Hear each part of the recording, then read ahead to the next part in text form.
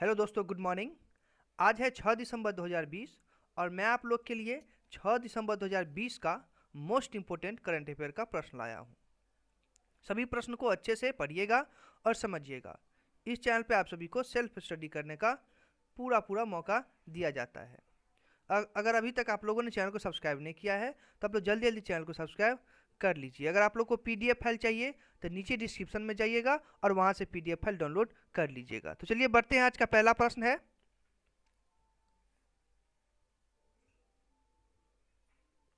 हाल ही में चर्चित चारधाम राजमार्ग परियोजना कहाँ निर्माणाधीन है? प्रश्न एक बार फिर से रिपीट कर रहा हूं कि हाल ही में चर्चित चारधाम राजमार्ग परियोजना कहाँ निर्माणाधीन है। प्रश्न को आप लोग भी अच्छे से पढ़ के समझिए। प्रश्न भी समझना काफी ज़्यादा इंपॉर्टेंट होता है। इसके बाद आप लोग को 4 ऑप्शन मिलेगा, उसमें से एक राइट आंसर होगा। राइट आंसर होगा ऑप्शन नंबर बी, उत्तराखंड। हाल ही में चर्चित चारधाम राजमार्ग परियोजना जो है वो उत्तराखंड में निर्माणाधीन है, याद रखिएगा। आइए व्याख्या समझते हैं। व्याख्या को पढ़ के समझने के लिए आप सभी को 5 से 10 सेकंड का समय दिया जाएगा। आप सभी व्याख्या को खुद से पढ़ के समझिए। अगर आप खुद से पढ़ के समझते हैं तो आप और भी अच्छे तरीके से समझ पाएंगे। तो इस व्याख्या को पढ़ने के लिए आप सभी को 10 सेकंड का समय दिया जाता है। आप लोग अच्छे से इसको पढ़ के समझिए।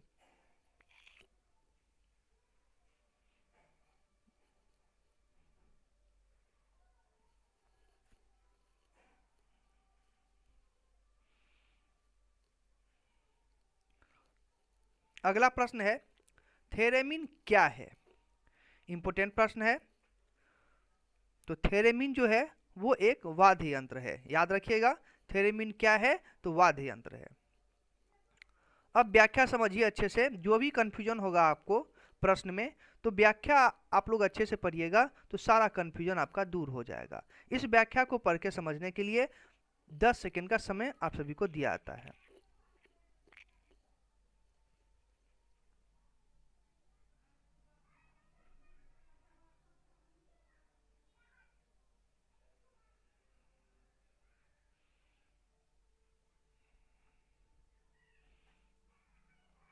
अगर आप लोग को लगता है कि व्याख्या के लिए समय कम मिल रहा है तो आप लोग वीडियो को स्टॉप करके व्याख्या को अच्छे से पढ़ के समझ सकते हैं।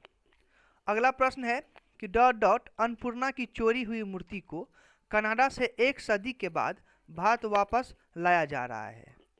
तो प्रश्न को अच्छे से पढ़िए, समझिए। इसका राइट आंसर होगा ऑप्शन नंबर सी, वाराणसी। यानी वाराणसी अन्नपूर्णा की चोरी हुई मूर्ति को कनाडा से 1 सदी के बाद भारत वापस लाया जा रहा है। इस व्याख्या को पढ़ के समझने के लिए आप सभी को 10 सेकंड का समय दिया जाता है। आप लोग इसे अच्छे से पढ़ के समझिए।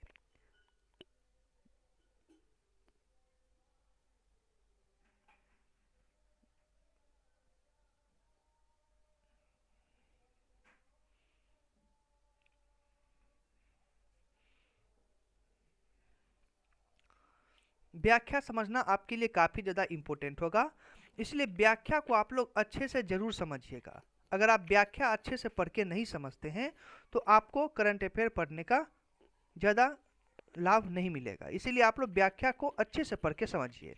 अगला प्रश्न है, harmonise system of nomenclature code कितने अंकों का होता है? HSN का मतलब होता है हार्मोनाइज सिस्टम ऑफ नोमेनक्लेचर, याद रखिएगा। तो ये जो है ऑप्शन नंबर सी राइट होगा, 8 अंक। यानी harmonised system of nomenclature code जो होता है वो 8 अंकों का होता है, याद रखिएगा। 10 सेकंड का समय है इस व्याख्या को अच्छे से पढ़ के समझने के लिए।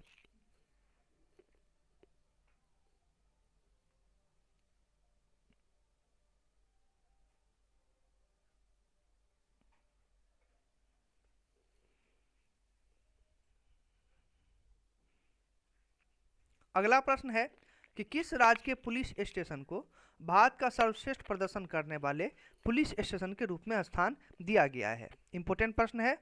एक बार रिपीट कर रहा हूं कि किस राज्य के पुलिस स्टेशन को भारत का सर्वश्रेष्ठ प्रदर्शन करने वाले पुलिस स्टेशन के रूप में स्थान दिया गया है? इसका राइट आंसर होगा ऑप्शन नंबर सी, मणिपुर, याद रखिएगा।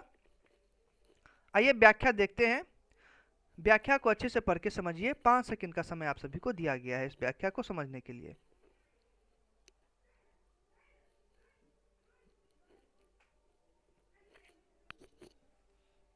अगला प्रश्न है, आयुष मंत्रालय निसार ग्राम परिसर को डॉट डॉट में 21वीं शताब्दी के प्राकृतिक चिकित्सा के रूप में विकसित करेगा। इसका राइट आंसर होगा option number A, Pune. Ayush मंत्रालय निसार ग्राम परिसर को पुणे में 21वीं शताब्दी के प्राकृतिक चिकित्सा के रूप में विकसित करेगा। याद रखिएगा, इंपॉर्टेंट प्रश्न है। इस टाइप के प्रश्न आपको एग्जाम में आ भी जाते हैं। ये इसका व्याख्या है।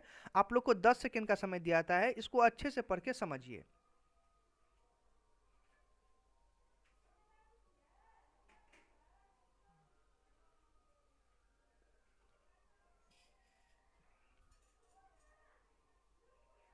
समय कम है तो वीडियो को आप लोग स्टॉप कर लीजिए, लेकिन व्याख्या अच्छे से समझ ही लीजिए। अगला प्रश्न है, हाल ही में चर्चित Indian peacock softshell turtles IUCN red सूची की डॉट डॉट प्रजातियों के अंतर्गत आते हैं। एक बार फिर से प्रश्न को रिपीट कर रहा हूं, आप लोग भी अच्छे से प्रश्न को पढ़ के समझिएगा। हाल ही में चर्चित Indian peacock soft shell turtles IUCN red सूची की डॉट डॉट प्रजातियों के अंतर्गत आते हैं। इसका राइट आंसर होगा ऑप्शन नंबर बी, संकटग्रस्त। यानी ये जो है संकटग्रस्त प्रजातियों के अंतर्गत आते हैं। आइए ज्यादा समझने के लिए आप लोग व्याख्या को पढ़िए, सारा कंफ्यूजन आपका दूर हो जाएगा। 10 सेकंड का समय मिलता है इस व्याख्या को पढ़ के समझने के लिए। आप लोग अच्छे से इसको पढ़ के समझिए।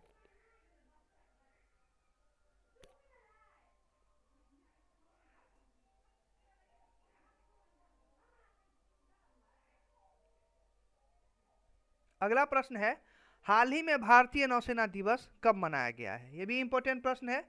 तो हाल ही में नौसेना दिवस जो है, भारतीय नौसेना दिवस, वो 4 दिसंबर को मनाया गया है। याद रखिएगा। आइए व्याख्या समझ लीजिए, क्या कारण है, कब मना, कैसे मनाया जाता है, सारा इस डिटेल इसमें दिया हुआ है।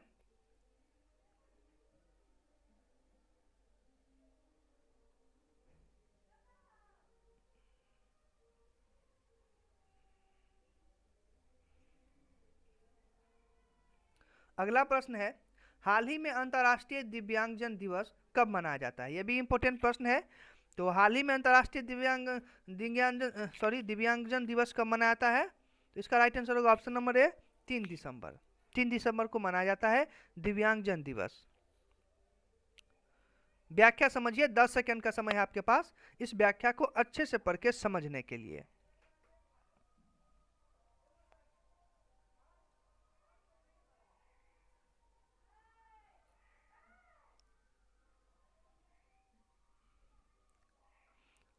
अगला प्रश्न है, सॉरी 9 नंबर का प्रश्न है, यहाँ पे थोड़ा कुछ मिस्टेक है।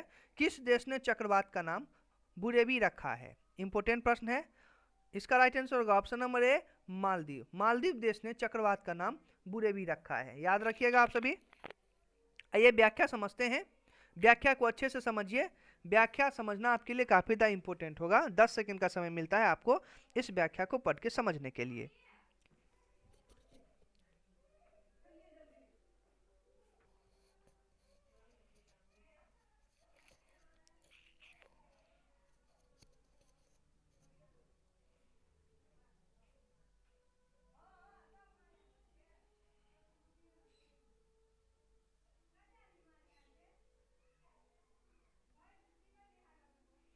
तो आज के वीडियो में कुल 10 प्रश्न थे।